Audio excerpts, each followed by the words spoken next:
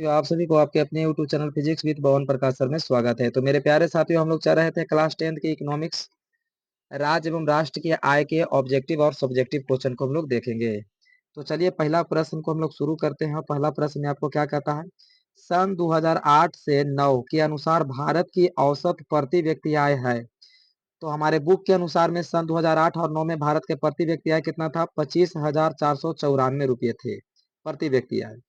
Next प्रश्न में देखिए, भारत के वित्तीय वर्ष कहा जाता है।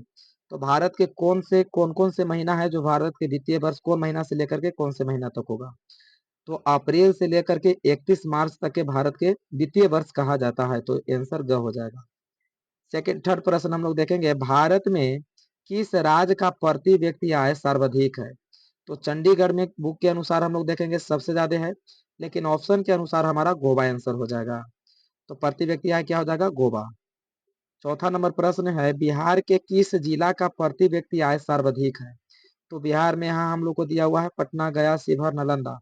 तो सबसे ज्यादा प्रति व्यक्ति आय जो है पटना हो जाएगा, यानी पटना के व्यक्ति सबसे ज्यादा पैसा कमाते हैं। प्रश्न संख्या 5 में, उत्पादन एवं आय गणना विधि आर्थिक दृष्टिकोण से है।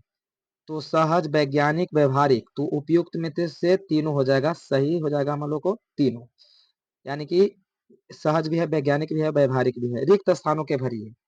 तो रिक्त स्थान में हम लोग प्रश्न संख्या पहला में चलेंगे कि बिहार की 1.5% आबादी गरीबी रेखा से नीचे गुजर बसर करती है, यानी बिहार के कितना परसेंट। तो हमारा किताब में दिया हुआ है 41.4%। तो 41.4% क्या है, आबादी है जो गरीबी रेखा से नीचे गुजर बसर करती है। प्रश्न संख्या 2 में देखिए, उत्पादन कौमा आय एवं डॉट एक चक्रीय समूह का निर्माण करती है। तो उत्पादन, आय और व्यय तीनों मिलकर एक चक्रीय समूह का क्या करेगा, निर्माण करेगा। प्रश्न संख्या 3 में हम लोग देखिए, तीसरा क्या कहता है, राष्ट्रीय आय में वृद्धि होने से प्रति व्यक्ति आय में डॉट होती है।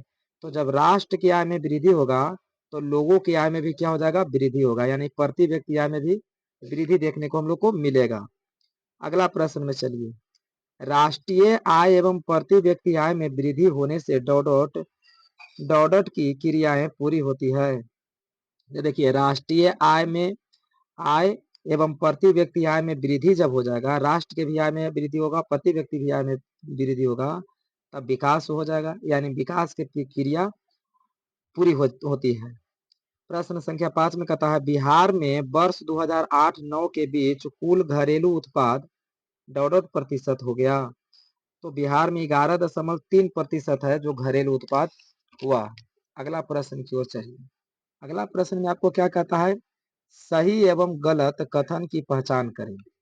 कहता है कि राष्ट्रीय आय एक दिए हुए समय में किसी अर्थव्यवस्था की उत्पादक शक्ति को मापती है। तो सही बात है, एक दिए हुए समय अंतराल में क्या कहता है, उत्पादक शक्ति को मापती है। तो सही आंसर हो जाएगा।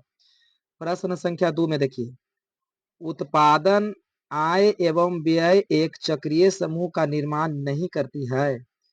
तो उत्पादन, आय, व्यय जो है एक चक्रीय समूह का निर्माण करती है, यहाँ नहीं दिया हुआ है, तो आंसर क्या हो जाएगा, गलत हो जाएगा, करती है। चलिए, तो आंसर हमारा गलत हो जाएगा। भारत के प्रति व्यक्ति आय अमेरिका के प्रति व्यक्ति आय से अधिक है।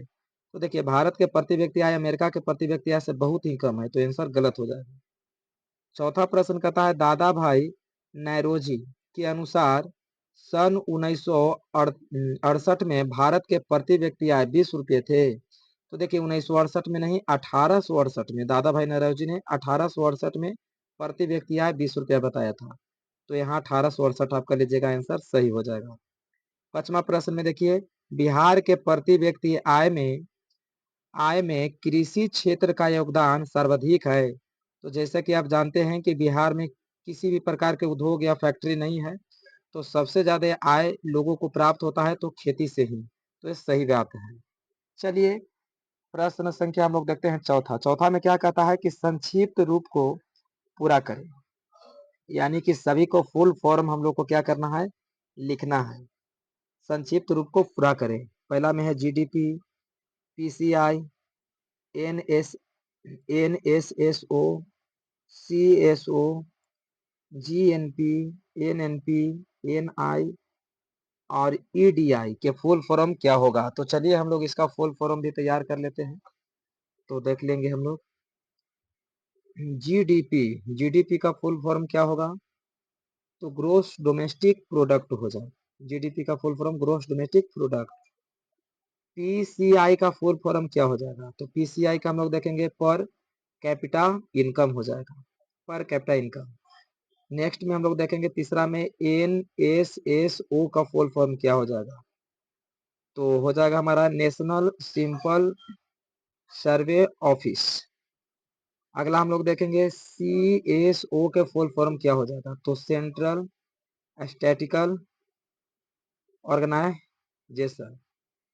तो एससीआई का हो जाएगा सेंट्रल सेंट्रल स्टैटिकल ऑर्गेनाइजेशन। ए जीएनपी का फुल फॉर्म क्या हो जाएगा? तो ग्रोस नेशनल प्रोडक्ट। नेक्स्ट प्रश्न में हम लोग देखेंगे एनएनपी का फुल फॉर्म क्या हो जाएगा? तो नेट नेशनल प्रोडक्ट हो जाएगा। अगला पॉइंट में देखिए चौथा में क्या, सॉरी, सातवां प्रश्न में कहता है एनआई का फुल फॉर्म क्या होगा? तो नेट इनकम या नेशनल इनकम इसको कह सकते हैं। अगला प्रश्न हम लोग देखेंगे आठवां, ईडीआई का फुल फॉर्म क्या हो जाएगा? तो इकोनॉमिक डेवलपमेंट इंटीग्रेशन। तो उम्मीद है सभी बात को आप बहुत ही बेहतरीन तरीका से समझ गए हैं। इसका फुल फॉर्म भी आप लोग देख लिए हैं। तो यदि वीडियो अच्छा लगे तो लाइक और सब्सक्राइब करिएगा, अन्य मित्रों तक शेयर जरूर करिएगा। मिलेंगे हम लोग नेक्स्ट वीडियो में। इतना वीडियो देखने के लिए आप सभी को धन्यवाद।